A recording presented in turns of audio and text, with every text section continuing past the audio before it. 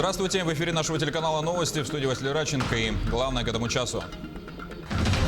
Уровень задымленности усилился на территории Якутии, несмотря на сокращение количества пожаров. Покровский колледж будет бесплатно обучать новым профессиям людей, пострадавших от пандемии коронавируса. В преддверии Дня государственности Якутии в Москве наградили якутян, внесших вклад в развитие геологии.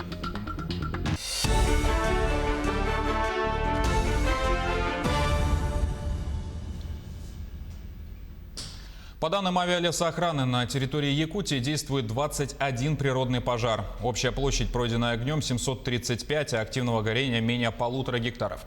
За сутки возникли 6 очагов, 8 ликвидировано. На тушении работали более 300 человек и 65 единиц техники. Несмотря на улучшение показателей, выросло количество населенных пунктов, которые находятся под риском задымления. По данным МЧС, сегодня их 35. Они расположены на территории Чурапчинского, Амгинского, Татинского, Усть-Алданского, Тампонского, Усть-Майского, Горного, Хангаласского, Алекминского, Сунтарского, Верхневилюйского, Нюрбинского районов и городского округа Якутск. Лабораторный мониторинг в столице этим утром зафиксировал превышение вредных частиц по 2 показателям. Между тем сообщается о задымленности в селе Крест-Хальджай Тампонского района, которая вызвана пожарами на Чукотке и в Магаданской области. В этих регионах объявлен режим ЧС. Активных очагов горения рядом с селом в Якутии не наблюдается. Теперь об эпидобстановке. Количество новых случаев коронавирусной инфекции продолжает расти в Якутии. За минувшие сутки выявили уже 75 человек. В Якутске 37, в Мегино-Кангаласском районе 9. В Мирнинском районе 7, в Алданском и Вилюйском по 5, в Амгинском 4, Усть-Алданском 3. В Намском и Чурапчинском районах по 2 случая, в Ленском районе 1. От COVID-19 скончался 1 человек. Лаборатории региона провели почти 4000 исследований. К другим новостям. Владимир Путин заявил об индексации пенсий на 6,3% в 2021 году. Это более чем в 1,5 раза выше прогнозируемой инфляции. По словам Путина, с 1 января увеличится и сумма материнского капитала на 23 тысячи рублей и составит 639 432 рубля. Также президент объявил о регистрации в скором времени второй российской вакцины от коронавирусной инфекции. В ходе встречи Путин назвал решение по увеличению НДФЛ до 15% для людей с доходом выше 5 миллионов рублей в год справедливым и нравственно обоснованным. Благодаря этому федеральный бюджет пополнится на 60 миллиардов рублей. На 8-м национальном чемпионате WorldSkills Russia сборная региона улучшила свои показатели сразу на 10 позиций и стала победителем в номинации «Прогресс года». Из-за пандемии чемпионат впервые прошел в дистанционно-очном режиме и собрал около 3000 участников из всех регионов страны. Об итогах чемпионата Юлия Михайлова. Около 100 молодых профессионалов из Якутии соревновались по 74 компетенциям и завоевали 24 награды, 9 медалей и 15 медальонов. В прошлом году в копилке Якутии было 4 медали и 2 медальона. Завоевали золотую медаль. Это горно-геологический техникум по компетенции геодезии.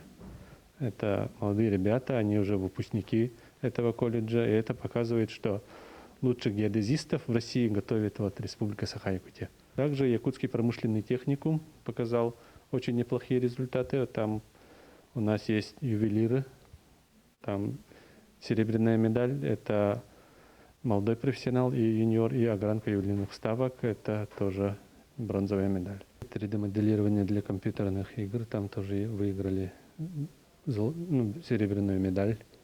Наш студент, это СВФУ, колледж инфраструктурных технологий. Непростым был путь к победе у молодых геодезистов. Программа обучения в техникуме по специальности геодезия оттачивалась от чемпионата к чемпионату. Результат кропотливой работы – соответствие мировым стандартам. Это прежде всего очень большой стимул для стремления к высшему, очень большой опыт. И мы пришли к выводу о том, что, оказывается, наши учебные программы по специальности геодезия отвечают всем мировым современным стандартам. Именно его ученики Александр Сантоев и Павел Спиридонов, выпускники горно-геологического техникума, завоевали золотую медаль в компетенции геодезия. Таким профессионалам будут рады на любом предприятии. Это огромное достижение как для меня, так и для нашей команды и вообще, в общем, для нашей республики Саха-Якутия. Это результат образования и подготовки горно-геологического техникума. Уровень профессионализма нашей команды. И, разумеется, это будет огромнейшим плюсом при трудоустройстве в любое предприятие, либо компанию, связанную с геодезией. Впереди у якутского движения WorldSkills не только улучшить результаты 8-го чемпионата по тем направлениям, где до победы не хватило буквально полбалла, но и расширить перечень направлений профессиональной подготовки по мировым стандартам. Юлия Михайлова, Владимир Павлов, телеканал Якутия-24. Между тем, Покровский колледж будет бесплатно обучать новым профессиям людей, пострадавших от пандемии коронавируса. Набор желающих уже объявлен. Каким компетенциям будут обучать в Хангаласском районе, узнала Виолетта Засимова. Программу по профессиональному обучению и дополнительному профессиональному образованию россиян, пострадавших из-за сложившейся эпидемиологической ситуации, запустила Минпросвещение России совместно с Союзом «Молодые профессионалы». Согласно этой программе, в Якутии до конца 2020 года переобучение смогут пройти 1450 человек в 18 профессиональных образовательных организациях, в том числе и в Покровском колледже. Здесь будут обучать 4 компетенциям: 3D-моделирование для компьютерных игр, интернет вещей, разработка мобильных приложений и туризм. Но в среднем срок обучения составляет по нашим компетенциям 3-4 недели. По компетенциям интернет вещей и 3D-моделирование для компьютерных игр только в очном формате. А по компетенциям туризм и разработка мобильных приложений возможно с применением дистанционных технологий. Стоит отметить, что очное обучение компетенции и разработка мобильных приложений будет проходить в новой мастерской, оборудованной техникой компании Apple. Покровский колледж в этом году выиграл грант на открытие 5 мастерских IT-направления в рамках федерального проекта «Молодые профессионалы» национального проекта образования. Записаться на обучение можно на сайте express.worldskills.ru. После обработки данных вам придет подтверждение вашего участия в программе. Переобучение могут пройти граждане, находящиеся под риском увольнения, граждане, потерявшие работу не ранее 17 марта 2020 года и выпускники образовательных организаций этого года.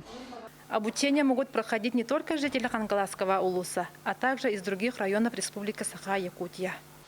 После прохождения обучения участникам программы выдаются документы о квалификации и skills-паспорт с профилем полученных профессиональных компетенций. Виолетта Засимова, Федор Тарасов, Хангаласский улус. Археологи обнаружили место древнего якутского захоронения. По словам ученых из Института гуманитарных исследований и проблем малочисленных народов Севера, по предварительной оценке захоронения уже несколько столетий. Возможно, оно сделано в 17 веке, но есть вероятность, что находка еще старше. Какую пользу это принесет науке, знает Юрий Осипов. Не обязательно ехать за 3-9 земель, чтобы сделать открытие.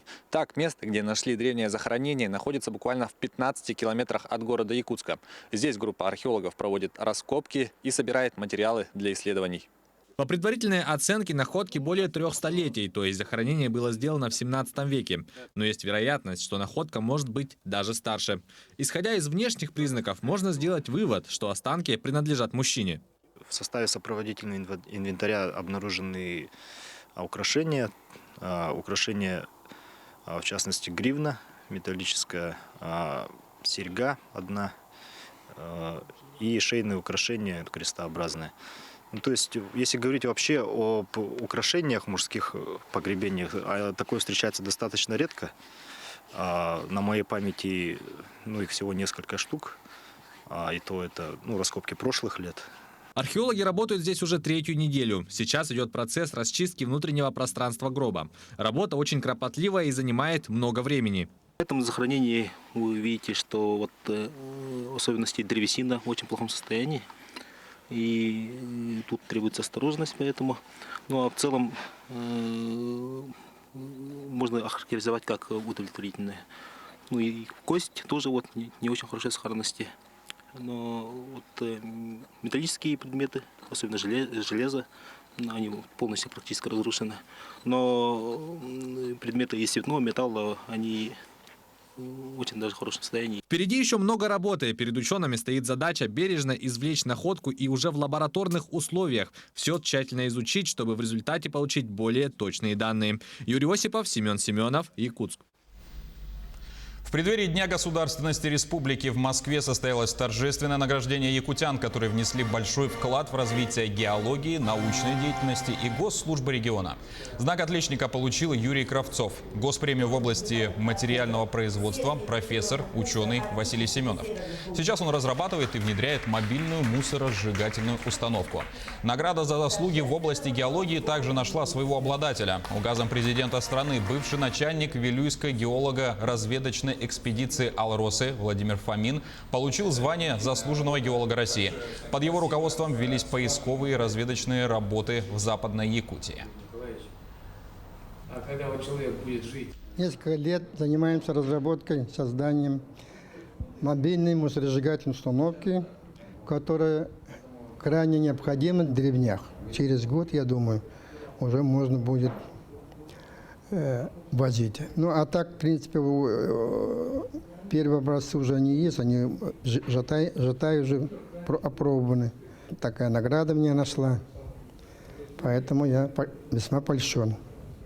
Награда присуждается одному человеку, но вообще можно говорить о том, что заслуженный геолог Российской Федерации – это коллективная награда. Считаю, что она вручена всей Вилюйской экспедиции за ее многолетний, добросовестный труд и плодотворный.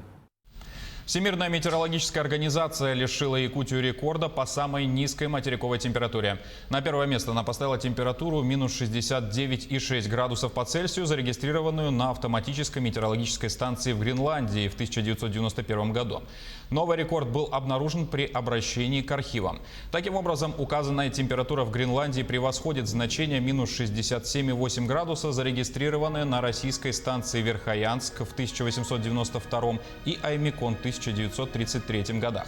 Самый низкий в мире абсолютный температурный рекорд на планете минус 89,2 градуса был установлен в 1983 году в высотной станции «Восток» в Антарктиде. На этом пока вся информация, но наши корреспонденты продолжают следить за новостями. Оставайтесь на нашем канале.